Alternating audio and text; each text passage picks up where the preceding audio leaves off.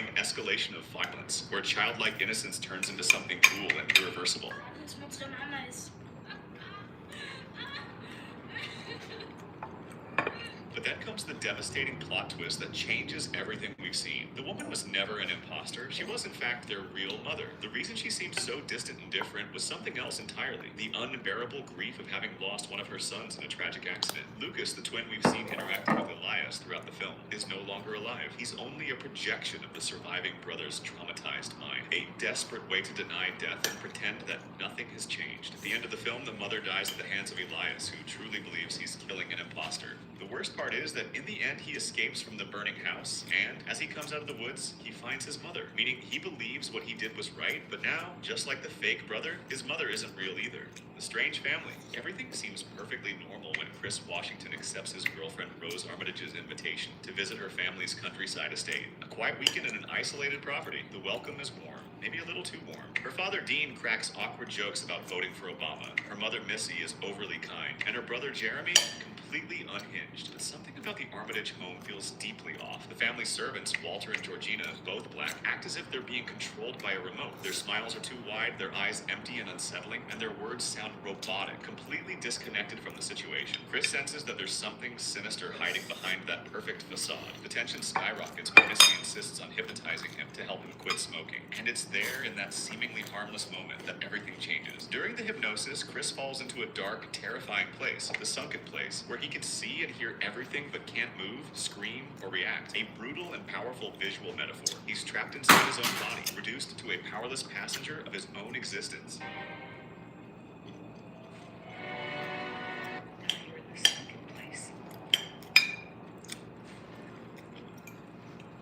As the story unfolds during a party filled with rich white guests who look at him as if he were an object up for auction, the horrifying truth is revealed. The Armitage family isn't just weird. They're at the center of a secret organization called the Order of the Coagula, which performs surgical consciousness transplants. Wealthy white people obsessed with youth, strength, and genetic advantages transfer their brains into the bodies of young black victims they've kidnapped. The victim doesn't die completely. A small fraction of their consciousness remains alive, eternally trapped in the sunken place, forced to watch as someone else controls their body. In the film's climax, Chris uncovers the most painful truth of all. His girlfriend Rose never loved him. She's the hunter, the lure who seduces black men and women with fake affection, only to deliver them to her family's body market. The plot twist of Get Out isn't just a simple story reversal, it's a gut punch that redefines the entire film. In the end, Chris must fight desperately for his life, escape that house, what you reading today? symbolically take back control of his own body.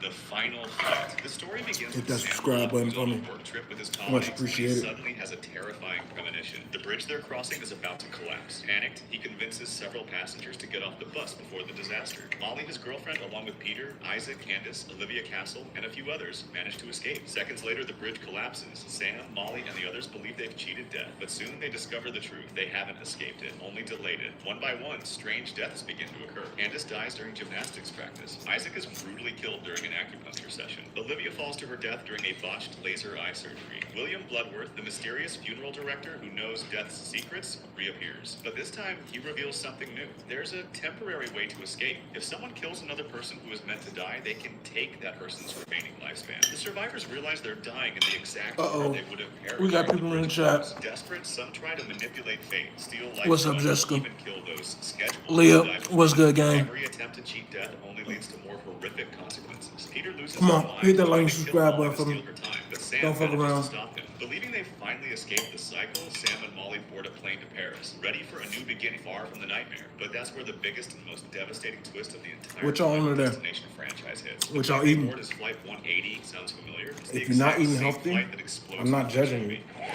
but you could be doing better.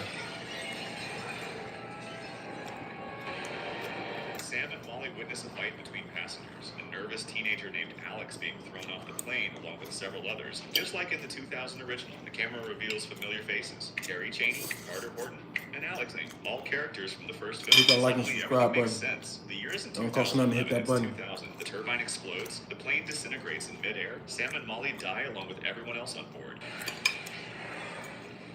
You don't hit the button, I'm gonna touch you. Everything in this movie happens chronologically before the first film, connecting directly to the Flight 180 disaster that started the entire franchise. The underground house. Tess Marshall arrives in Detroit late at night under heavy rain, exhausted and dragging her luggage. She has a confirmed Airbnb booking in a nearly abandoned neighborhood, but when she opens the door, she finds a stranger already staying there. His name is Keith Toshko. Polite and friendly, he offers her tea and apologizes for the double booking, but something about the situation feels deeply unsettling. With the city deserted, no hotels available, and the storm raging outside, she reluctantly decides to stay the night. And that's where Barbarian starts playing cruelly with the audience's trust and expectations. Is Keith the real danger, or is something far, far worse hiding in that house? In the middle of the night, Tess wakes up to strange noises coming from somewhere untraceable, until she finds it, a hidden door in the damp basement leading to a secret passageway. What she discovers down there completely changes the film's nature. A claustrophobic dirt tunnel, an old dusty video camera, a filthy bed with rusty chains, and at the end of the darkness, another tunnel, even deeper. The further she goes, the more the movie transforms, from tense psychological thriller to full-blown Elise. Suddenly, without warning, Hey, how you doing, baby Tess girl? creature appears, female I'm glad you're having lunch for me. horrifyingly distorted. She's only known as Mother, the product Happy of Sunday. generations of something unspeakable. Who else and we the got? story shifts completely to another perspective. Hey,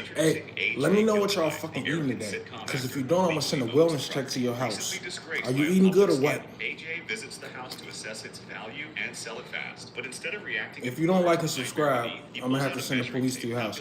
I will SWAT your house behind the IP address. I swear to God.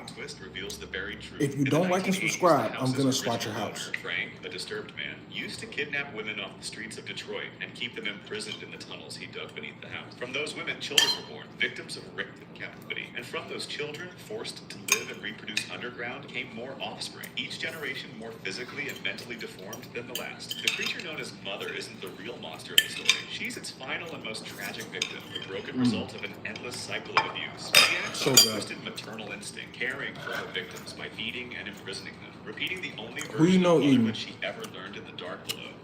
Whoa, whoa, whoa. You don't want to get swatted. Like and subscribe. Visiting the grandparents. It all starts with an apparently innocent visit. Two siblings, Becca, a 15-year-old Also, aspiring filmmaker if you obsessed want with documentaries, and Tyler, her 13-year-old younger brother who dreams of being a rapper. diet advice, I'm not a Rural nutritionist, I'm not gonna Pennsylvania lie spend to a you. full week with their maternal grandparents. But I They've promise, never met in your person. diet is Their the mother, reason why you Loretta, can't lose sees weight. the trip as a rare chance for a family That's not cap. reconciliation after 15 years completely estranged from her parents. I had because of a some family white feud. rice, So from the very first night in that isolated house, 7 middle of grams nowhere, of chicken something breast. feels No, my deeply bad. 7 ounces of the chicken elderly breast. couple are extremely kind, Some veggies, attentive, and affectionate all day long, making pancakes, telling some garlic stories, bread. and playing in the backyard. But when night falls, their behavior changes in a disturbingly Excuse me. drastic way. Grandma Doris wanders through the dark house naked, laughing to herself, obsessively scratching the walls, and vomiting uncontrollably. Grandpa Oh, John has sudden violent and some outbursts pills. for no apparent reason, and acts Like a he's suburban hiding housewife. something terrible in the basement. I have Becca pills for desperately lunch. tries to rationalize the bizarre behavior, repeatedly telling her brother it's just old age, dementia, maybe Alzheimer's. But Tyler's gut screams that something much more sinister is going on. As the days pass, a claustrophobic psychiatric ward vibe takes over the house. Meals are tense, the basement is always mysteriously padlocked, and the grandparents get irritated by any questions about the past or about the kid's mother. But the film's crucial moment That's some happens garlic during a bread, video call, and it changes everything from that point on. Becca, they've been acting so strange, Mom, from reporting them. My These are favorite your singer? grandparents. That's a good question. Where are Nana and Papa? At the moment, I say Brent The whole Forrest. time?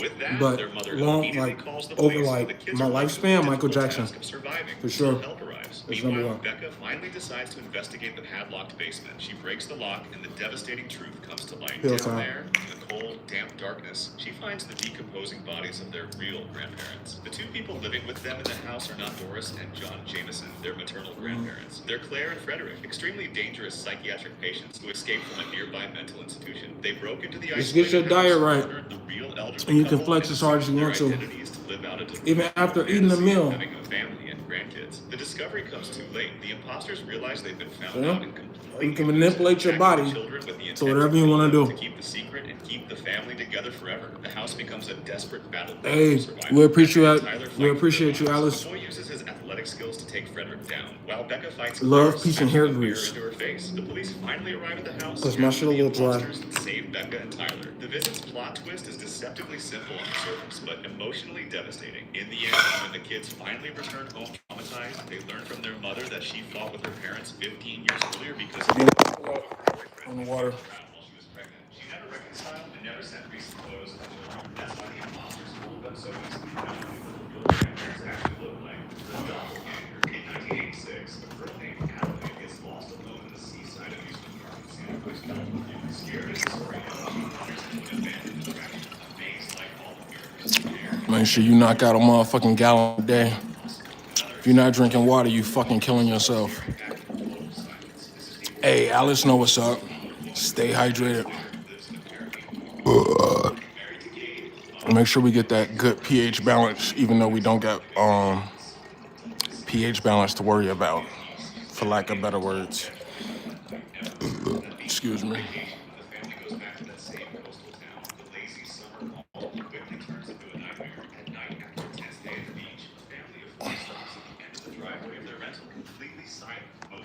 All right, y'all. After I get these vitamins in, I'm probably gonna call it. Hold on, Alice is still in the chat. Hey, shout out to you. Hey, wherever you at, God bless you and yours. I swear to God. You should get at least a gallon in a day. If that's too much, start with a half a gallon. Most motherfuckers not even drinking 8 ounces of water a day. So shit, if you can get a half a gallon in a day, you Gucci. Someone unaccustomed to using her vocal cords and tells an impossible story. They've lived hidden in tunnels beneath all of America, forced to make sure you involuntarily get some mirror vitamin every D movement in. of people above. Make sure you get some motherfucking magnesium in, because your body plunges into visual and symbolic does not chaos. create that by itself. You need to get that shit in, I think. So get some magnesium in, motherfucking. Some zinc.